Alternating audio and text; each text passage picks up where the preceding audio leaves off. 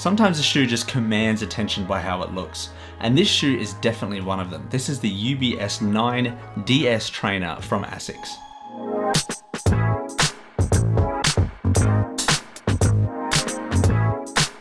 Hello and welcome, this is Best Foot Forward Shoes. My name is Harrison Cable. Thank you so much for checking out this video. And today we are going to be looking at this latest iteration from the creative mastermind that is Kiko Kostadinov in his partnership with Asics, creating 4 different colorways of this UB-9 trainer range. You may have seen these advertised around certain retailers on the Asics website. This one is the Desert Camp and Orange colorway, and I was definitely intrigued by this one and some of the other colorways, but eventually I settled on this one just because I think that it looked the most intriguing and I was excited to try and photograph them and make a review about them. So the official name of this shoe, if I'm reading this correctly, is the UB9-S Gel-DS Trainer 14.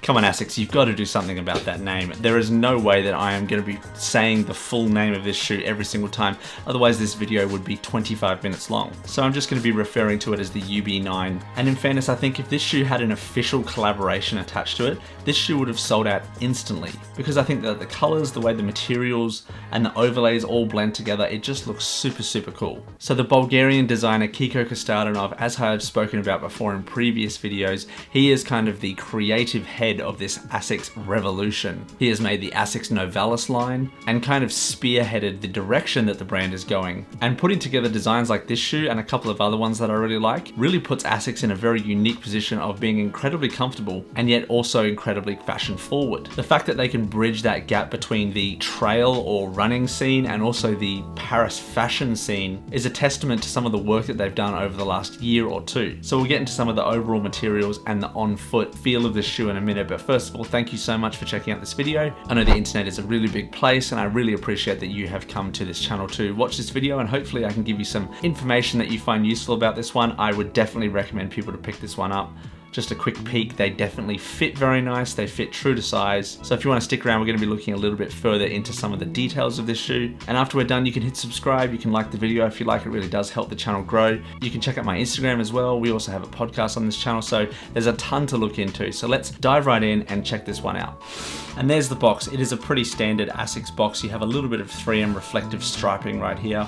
You have the Asics branding, of course. There are no extra laces with this shoe, no special paper or anything, which is kind of to be expected, to be honest, with this sort of general release type shoe. And there we have it. I think these shoes look super cool. I mean, I'm a huge fan of brown lately, and I love the little accented sparkly bits on the gold logo right there. And some of these mesh overlays feel super premium, and also the middle shank plate gradient here is pretty cool as well. We'll start from the bottom here. This is a pretty standard Asics traction pattern. There's no crazy amount of lugs here on the midsole. You do have a very large plastic shank plate right here, which will give you a lot of stability around your midfoot. You do have the gel pods right here as well, but you really don't get a huge amount else. You do obviously have the Asics foam all the way around the outsole here, but I definitely wouldn't recommend going trail running or hiking in these shoes if you're going to encounter any sort of wet or slippery conditions. Moving up from there, we have multiple different materials on the upper here. So as I said before, you have this sparkly, almost plastic fake leather paneling where the Asics logo is. That same sort of fake leather is also around the toe cap here.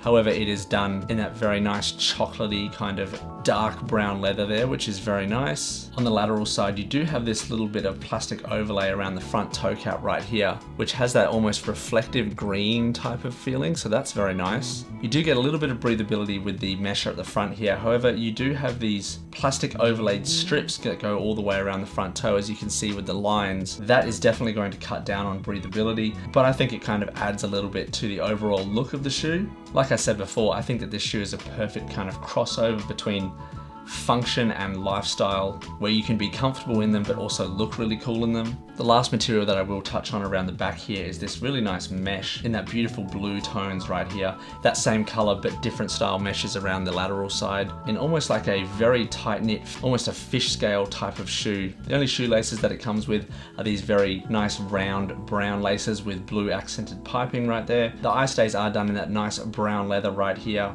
And then going all the way up to the top of the tongue, they do have an extra lace loop here for a little bit of extra tie down. You have this almost signature Kiko Kostadinov pull tab right here. When you see at the top of the tongue, it kind of folds in on itself. It's pretty unique, and it's something you don't really see too much on other shoes, but it is a classic of Asics. But overall, it's got a very nice mixture of different materials and different colors, which I think just work really, really well together. The orange, the blue, the hits of iridescent green, as well as the brown, just make it really, really nice. And it's definitely going to be a head turner. For sizing on these and all of my Asics shoes, I go with a true to size, which is a size 9 US, a 42.5 euro, and I have absolutely no problems, and this one is no exception. So I'm very happy with my size on these. The comfort is, of course, with Asics, very, very nice. It's got that bouncy feel, it's got that smooth ride, and it's one of those shoes that is just going to last all day with no discomfort at all. So there you have it, the Asics UB9 Trainer. I think that this colorway is awesome. I think that the promotional material that Asics has really put into this line is super cool. And if you're looking for a somewhat budget-friendly shoe, again, the $200 price range of this shoe is pretty standard,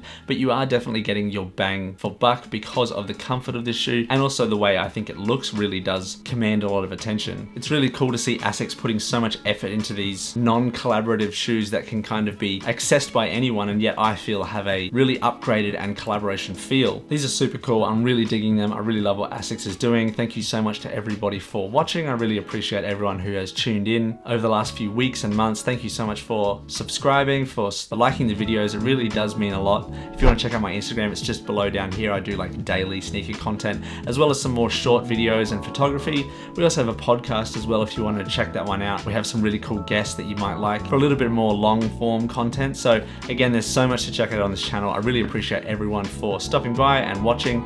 Have a good day.